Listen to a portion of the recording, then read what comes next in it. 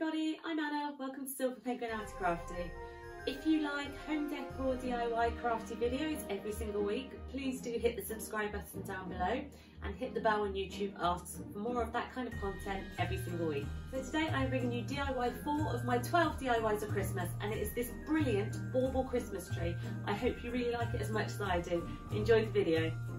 For this Christmas tree, we've got a selection of baubles. Got these bluey ones here, got a bit of glitter in those, and I've got these pinky rosy gold ones, and I've got these tiny little ones that I was thinking I could fill in the gaps with if I have any, and I've got my glue gun and this palette board. Now this palette board is one I've just had hanging around. I make a selection of these every now and then to make some wooden signs with. It's got these 3 boards across horizontally, and I've put these 2 braces uprights either side just to secure it. So the first job to do is to seal and protect the palette wood. So I am just using this wood stain. It's an oak colour. I just really like this colour. I do most of my boards this one, to be honest. And what I'm going to do here is I am going to give the board a 1 coat all over with this wood stain.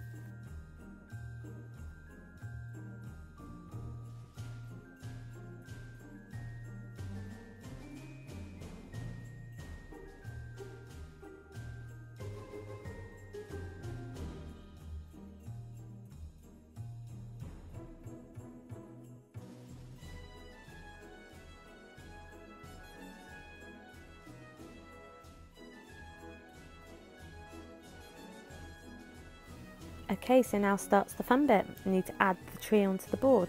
Now I've got this wooden star slash snowflake that I've had in my stash for a little while, so I thought I'd leave it as a natural colour, and I think it's really pretty. And now I'm just going to randomly put the baubles on, mix up the shapes, mix up the colours, and by eye stick them on into a tree shape.